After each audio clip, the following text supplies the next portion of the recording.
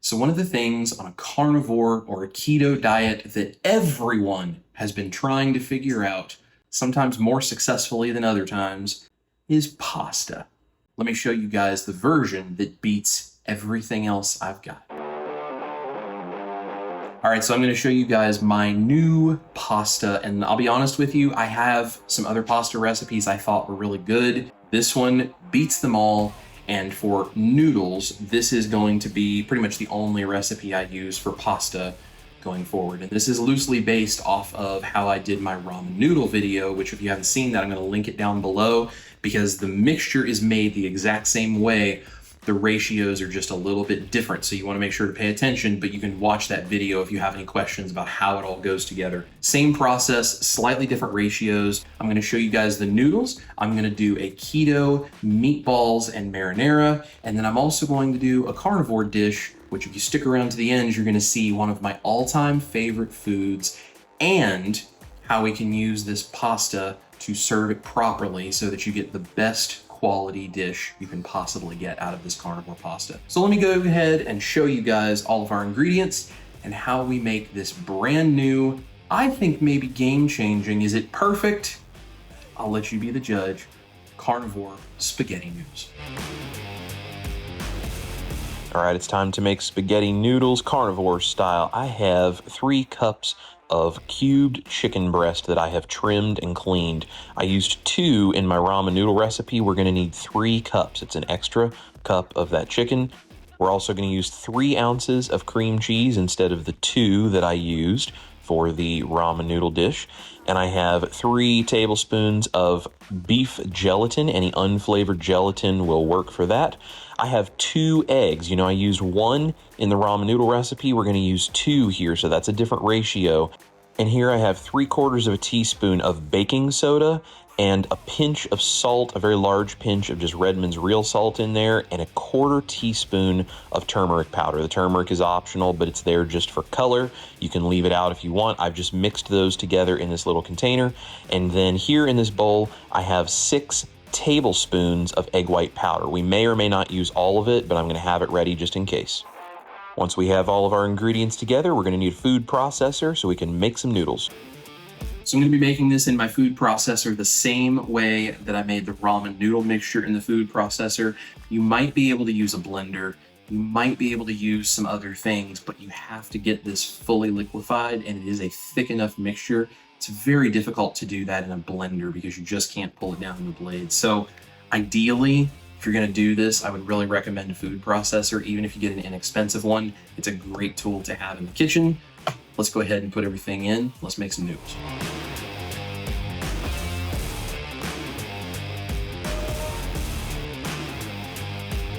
Along with the chicken at the beginning, we're going to add in our baking soda, salt, and turmeric powder to blend this in thoroughly.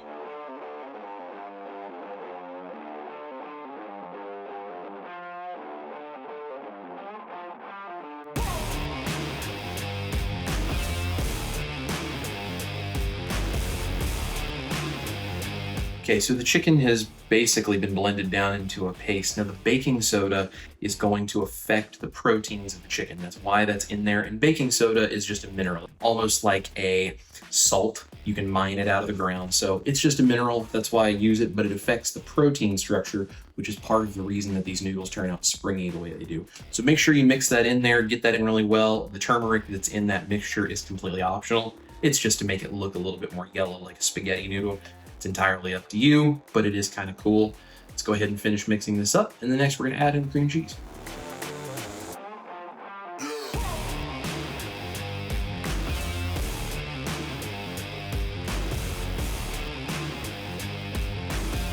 Once we add the cream cheese, we want to fully blend it so it is a completely homogeneous mixture with the chicken paste. Once it's completely mixed, we can go ahead and add the eggs to our running food processor.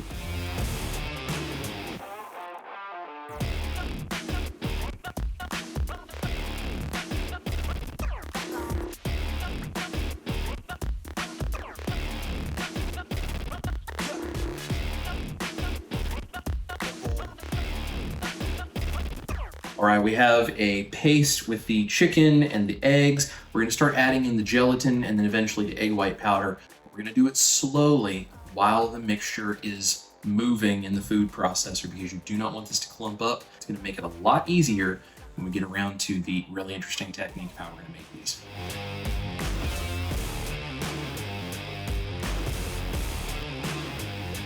First, we sprinkle in the beef gelatin very slowly while the mixture is running.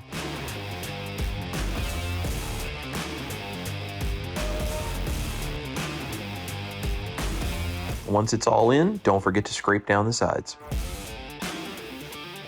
And this is the texture we're left with, this goopy sort of chicken mixture. Now we're gonna mix in egg white powder. And the reason that I use egg white powder in this is a couple of different things. I know everyone wants to know if you can use liquid egg whites, just use extra. No, you can't.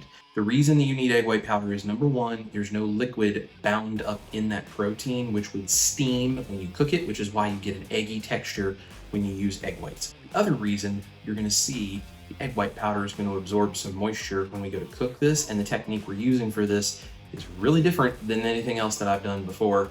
You're gonna need that egg white powder to absorb some moisture so that it can get the pasta taste and texture you're looking for. Let's go ahead and put the egg white powder in.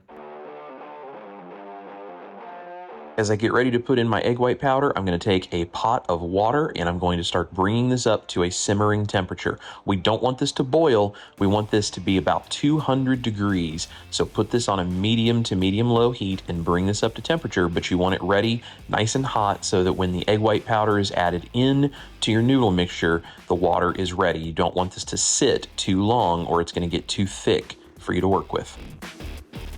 I'm going to add the egg white powder slowly so that I don't get any clumps of it, 1 spoon at a time, and I'm going to check the texture about halfway through. I want something that looks like a thick nacho cheese texture that can hold its shape if I pick it up with a spoon or a spatula. Once you get there, that's enough egg white powder for me. It took the full 6 tablespoons. It just depends on how much water is in the chicken you're using.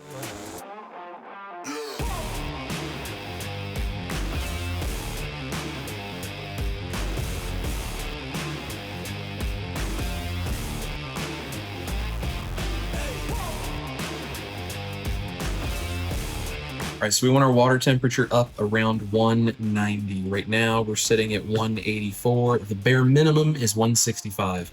The max should be 200, but 190 is about ideal for that. We're gonna go ahead and finish up our noodle mixture. Right before we get ready to make our noodles, we're going to add a few spoonfuls of this hot water. This is going to soften the gelatin, add a little bit more moisture, and it's going to make this noodle mixture come out of a piping bag much easier. So we're going to add 4 to 6 tablespoons of this, depending on how much egg white powder you ended up using and how firm your gelatin has gotten.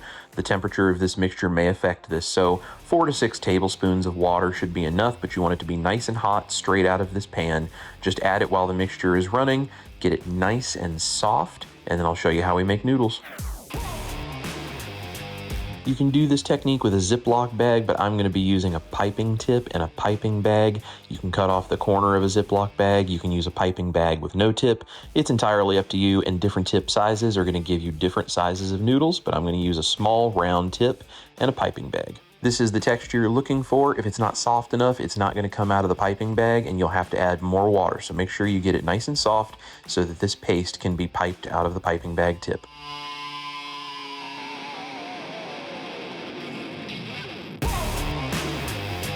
I have some disposable piping bags. I'll link these down below. I'm just going to fold the tip over this way and set it down inside of a glass to make it easier to fill.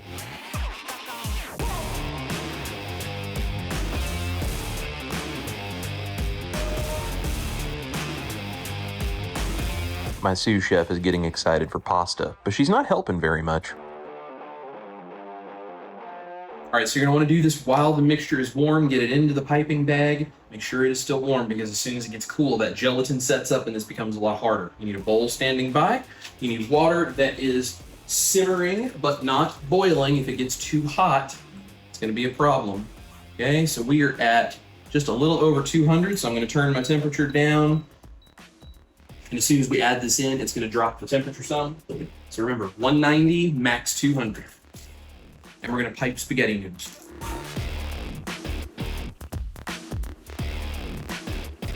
And if you snap the bag sideways, it'll break off the noodle.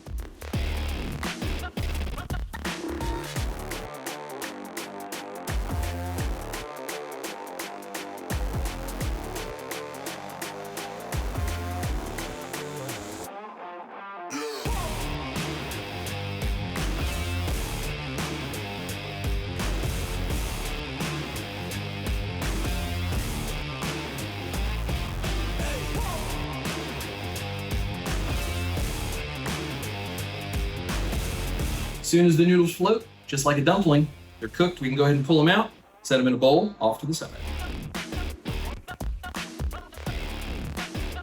You can make these noodles as long or as short as you want. I do them in batches of about 10 noodles at a time, pull them out, set them in the bowl. We're gonna go ahead and do the rest of these, and then I'm gonna show you how we serve these because it's kind of cool.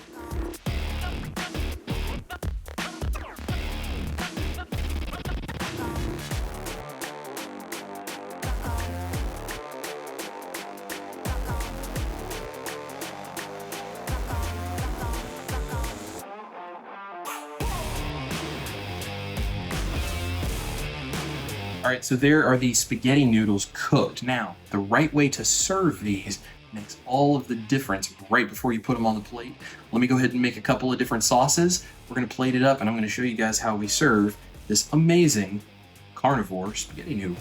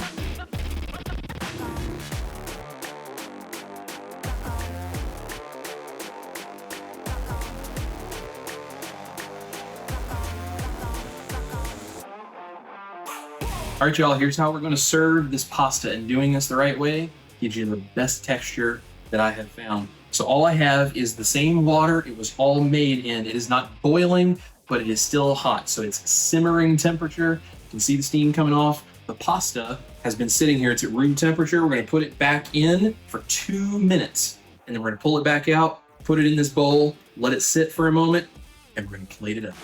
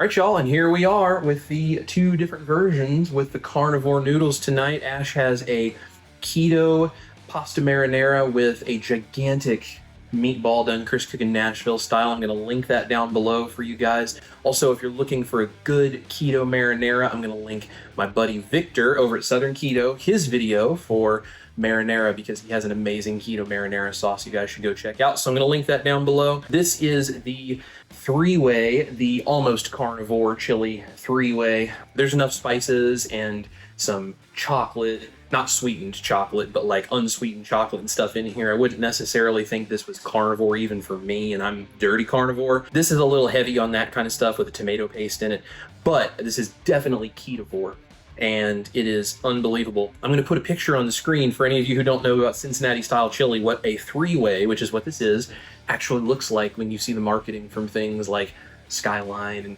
other places that do this that are very famous. I think we did a pretty good job of replicating it here, and this is one of my favorite things in the entire world. So we're going to try this out. We're going to let you guys know what we think of this new version of carnivore pasta. So I'm going to let the lovely lady over here choose which one she wants to start with. That's a tough one. Let's do this one. It's already here. That is definitely a Chris-sized meatball, by the way. Also, I don't do anything small. No, you definitely do not. And you know what? That's why I love you. Nothing wrong with that. If y'all have not tried Victor from Southern Keto, his marinara sauce, it is my favorite marinara sauce. It is so good. Okay, so I just want to do noodles first, babe. And when you eat a 3-way, you're technically supposed to cut pieces off and not twirl the pasta. So here we go. Stop. Oh my goodness. Look at that. By far the best carnivore keto anything noodle recipe I've ever had. Oh man. No egg flavor. It actually tastes like normal noodles. Gosh, that's so good. Why is it so good? This is the closest thing to an actual noodle I've ever tasted. I mean, look at it break. Yeah. I mean, it like, stretches. It stretches. Just like it has gluten in it. I mean, look at that. I know I'm playing with my food right now, but I mean, it's just super impressive. Like, but the flavor is really what's getting me, because, you know, noodles don't really taste very much like anything if you just, you know, are boiling spaghetti and you take one out of a pot. There's no real flavor. But I think when you use things like eggs and different things, sometimes there's just a flavor that like ruins it for me. It feels like you put tomato sauce over like eggs or something. This, I do not taste anything. I mean, it legitimately, the texture and just the taste is just noodle.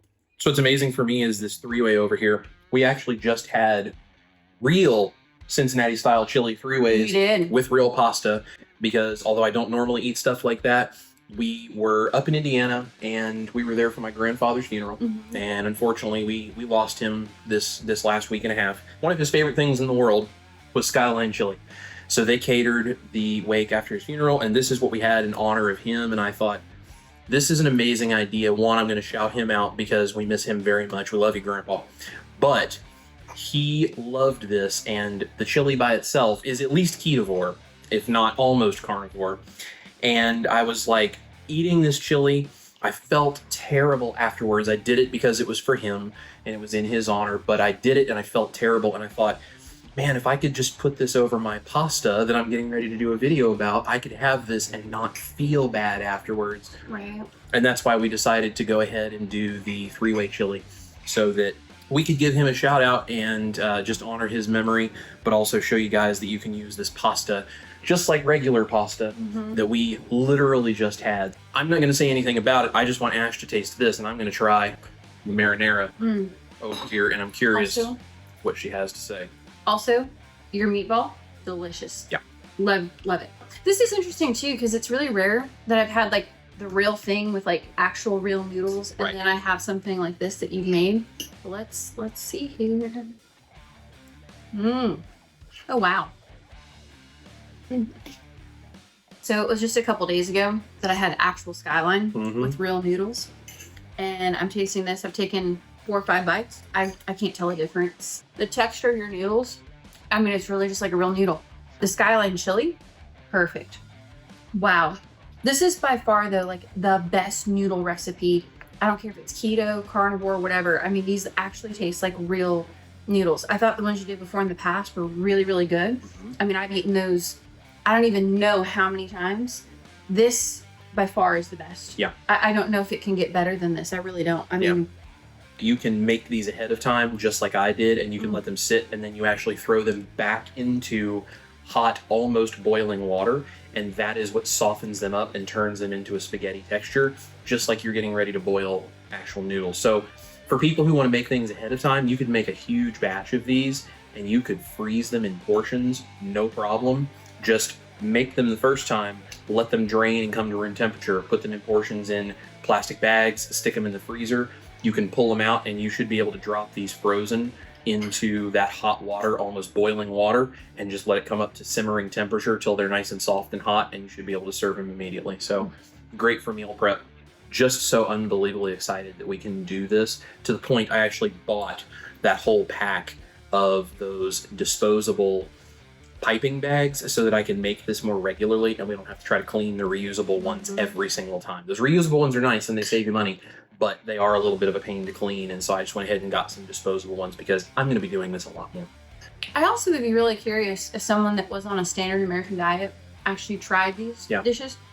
I don't think they would know that these aren't real noodles. Yeah. I really don't. Would you guys like to see a blind taste test of someone that we could bring in here and not tell them, and give them 2 pasta dishes, one with my noodles and one with regular spaghetti, and just have them compare the 2 and just see what they think? If you would like that, put taste test in the comments down below. Let us know, because if you guys would like to see that, we would love to give you guys some interesting videos to watch and see how someone completely cold, not knowing what they're walking into, would think of something like this. So let us know.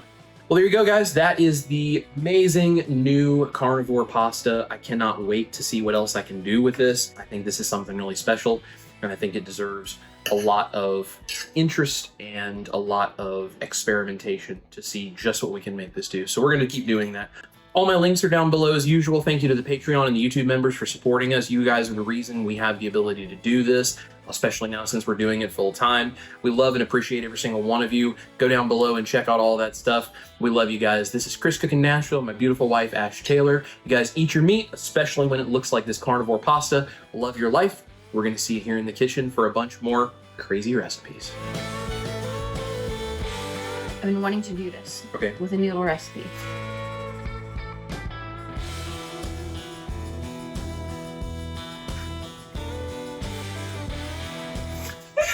That was so awkward. We're just gonna sit here and keep eating.